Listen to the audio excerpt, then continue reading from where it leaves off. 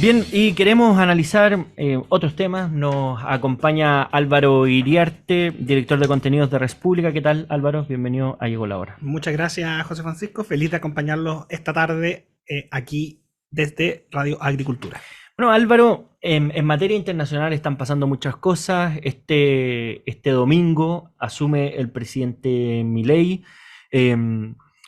¿Cómo te parece que se va a dar ese cambio? Porque la vez pasada donde hubo algo parecido, donde perdió el kirchnerismo, asume Mauricio Macri, vimos en el cambio de mando que fue en dos lugares distintos, ¿verdad? Entrega el poder Cristina Kirchner en un lugar y Mauricio Macri asume en otro. Algo que en nuestra visión es algo completamente ajeno, o al menos en nuestra experiencia reciente en Chile.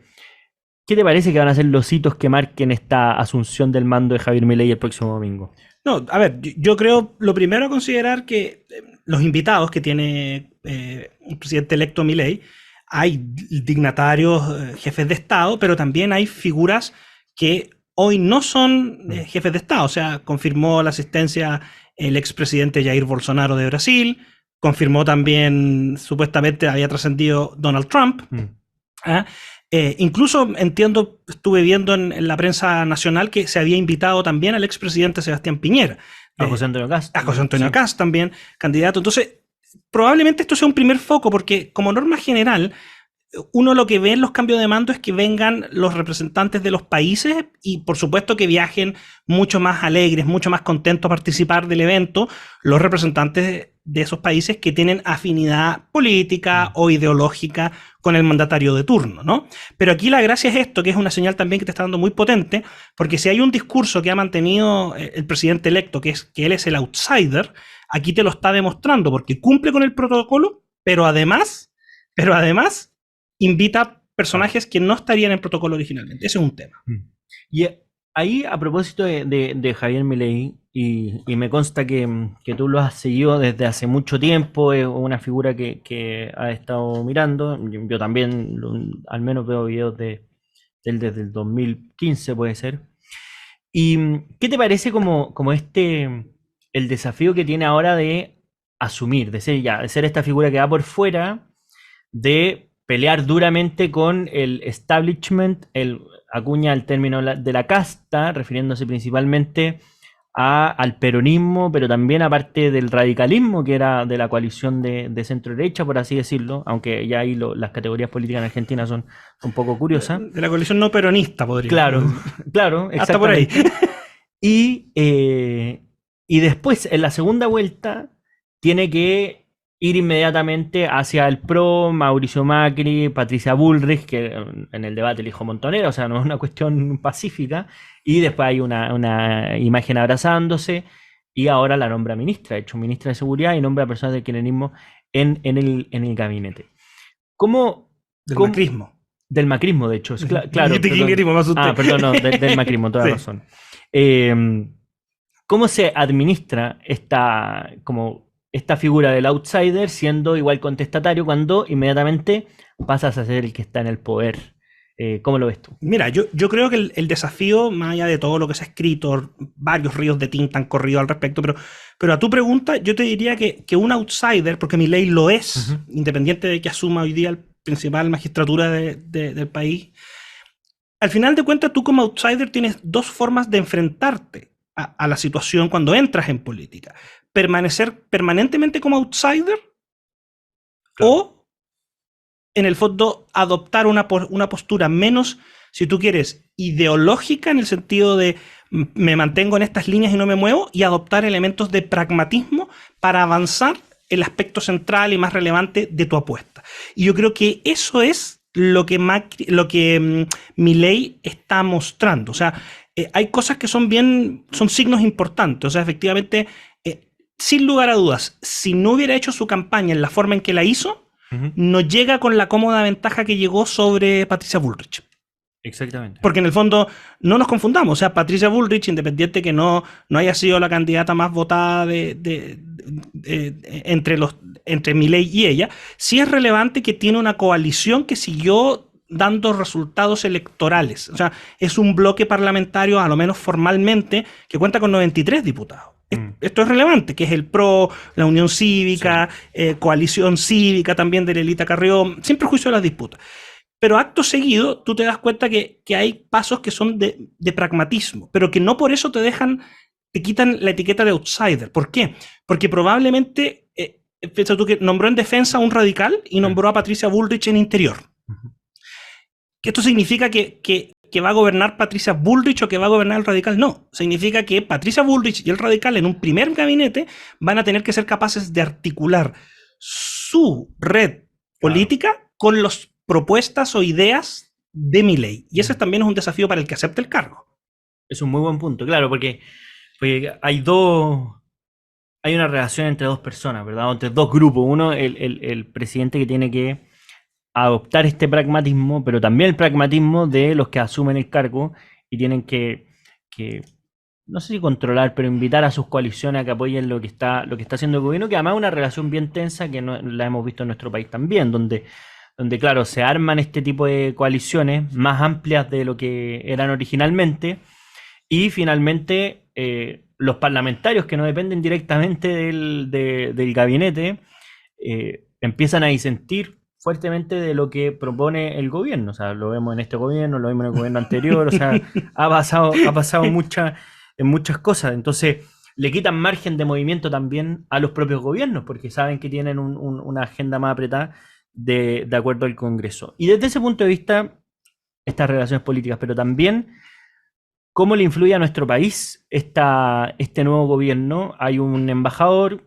habló hace poco el embajador Viera-Gallo, dijo, mira, las relaciones del Estado son permanentes, independientemente de los gobiernos que estén. Eso es como una declaración de buenas intenciones y diplomáticas, ¿verdad? Pero ¿podría tensionar las relaciones de Chile con Argentina el que hayan dos personas que están en la antípoda de las ideas políticas? Mira, yo me atrevería a decir, José Francisco, que no, y no va a ser la primera vez. O sea, no nos olvidemos que el primer gobierno del presidente Sebastián Piñera coincide con el gobierno de Cristina Fernández. Exactamente. ¿Ya? Luego el segundo gobierno del presidente también pesca la parte de Alberto Fernández. Y la parte de Alberto Fernández. Y en esto yo quiero hacer un punto, que sin lugar a dudas, cuando tú tienes una afinidad política, si es que no ideológica, las cosas fluyen mucho mejor en una perspectiva más light, si tú lo quieres plantear. Ahora, si tuviéramos alguna diferencia profunda y radical, como limítrofe o de otra naturaleza, probablemente, aunque estuvieran los presidentes en el mismo espectro, la relación sería igual de contraproducente o poco productiva en ese tema. Ese es mi primer comentario. Y mi segundo comentario, no tenemos que olvidar que una cosa es las relaciones internacionales o las relaciones exteriores que desempeñan los estados. Y aquí yo quiero hacer un comentario. O sea, tú mencionaste al presidente Alberto Fernández con el segundo mandato del presidente Piñera. Y Alberto Fernández, no se olviden que cuando teníamos acá toda la convulsión producto de las manifestaciones, disturbios y destrucciones del 18 de octubre en adelante, no se olviden que él fue el que en un foro profirió algo así como, a mí me hablaban del milagro chileno, y yo decía, es un milagro que no hayan tenido un estallido, una cosa así. Bueno, y la verdad es que sí, acá muchos nos molestamos, pero eso no alteró radicalmente el curso de las relaciones internacionales y en particular de las bilaterales. Ahora, en el caso del presidente Milei y del presidente Boric, claramente están en etapas distintas. El presidente Boric está cada vez más socialdemócrata, si ustedes lo quieren plantear, tanto en sus comentarios como en su forma de plantearse ante las dinámicas, y el presidente Milei viene entrando. Entonces, probablemente, si hay algún roce o algún conflicto, se dé precisamente porque Javier Milei, que ha dicho que, por ejemplo, le interesa mucho el modelo de concesiones de obras públicas chilenas, siempre va a estar mirando al Estado chileno anterior a la administración de Boric. Y va a hacer comentarios, puede hacer como, Chile tenía tal cosa, bueno, ahora nosotros queremos tomar ese lugar, por ejemplo. Y eso te puede generar roce. Sí, no, es un buen punto. Y además también con las particularidades que tiene la política argentina, que son bastante curiosas, por decirlo de forma simple. Oye, Álvaro, te quería llevar a otro tema porque queríamos conversar la semana pasada también, pero tu agenda estuvo más ocupada que la disponibilidad para este programa, pero bueno, seguimos siendo amigos a pesar de eso. Pero fue la muerte de Henry Kissinger a los 100 años. Eh, ¿Quién era Henry Kissinger? ¿Por qué sus ideas marcaron tanto la política internacional de Estados Unidos? Mira, yo me atrevería a decir que Henry Kissinger fue el secretario de Estado más poderoso después de la Segunda Guerra Mundial en los Estados Unidos. Y Henry Kissinger, a tu pregunta, ¿quién es Henry Kissinger? Bueno, hemos visto amplio debate, incluso un embajador chileno el embajador actual en Estados Unidos, sí. Claro, mandó un tuit muy enigmático al respecto, y claro, es una figura que Kissinger desata pasiones, pero desata principalmente pasiones por sus críticos. Kissinger no tiene una base, un fan club que esté tuiteando y posteando cosas de él habitualmente, sino que Kissinger tiene un gran reconocimiento de dos mundos. Primero, del mundo académico, porque no tenemos que olvidar que Kissinger viene de la academia, hizo sus estudios de pregrado en New York y después se fue a hacer su máster y su doctorado en la Universidad de Harvard e ingresó a trabajar en la Universidad de Harvard. El mundo académico le reconoce una capacidad intelectual superior a su generación, pero también que ha proyectado una sombra a los que vienen después de Kissinger.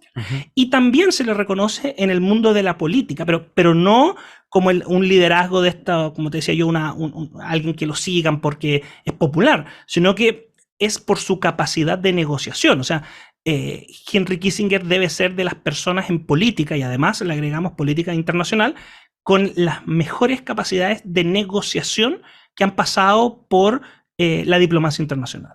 Y eso, sin lugar a dudas, genera una imagen y una impronta.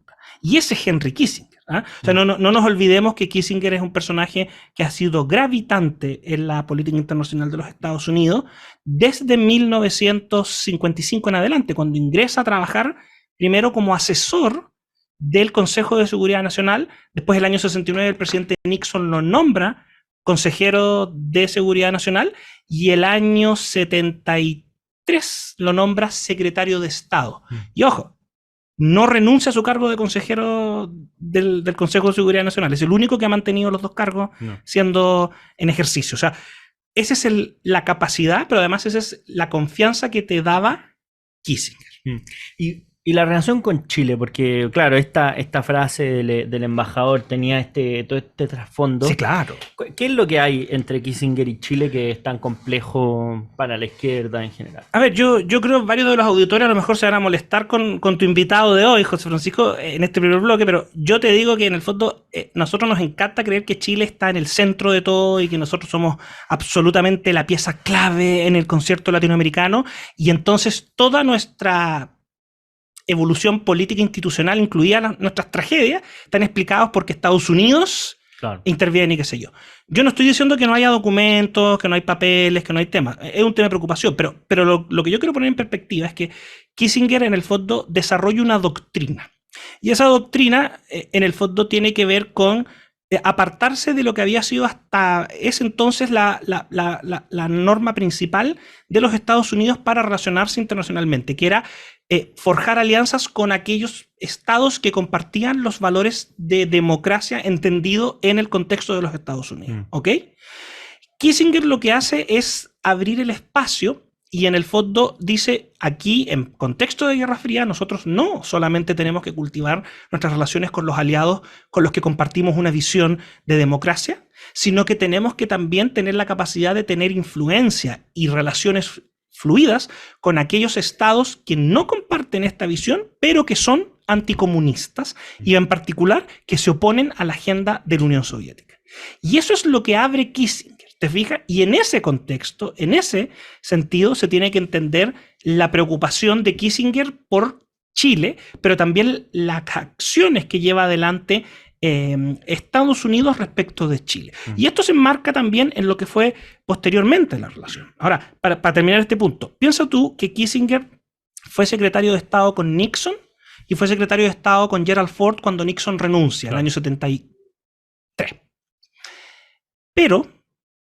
Pero, después de eso, si bien asume Reagan, y Reagan tiene un discurso mucho más crítico de esta doctrina original de la distensión que tenían en materia de Guerra Fría, Kissinger fue asesor del gobierno de Reagan. Y Reagan desarrolla lo que se ha conocido hoy día como la doctrina Kirkpatrick, por Jane Kirkpatrick, que era su embajadora ante la ONU, que en el fondo de alguna manera pone menos reparos ante gobiernos que pueden tener un corte menos democrático o más autoritario, depende cómo tú lo quieras ver. Pero esto viene desarrollándose de años atrás, y parte importante de eso es Kissinger.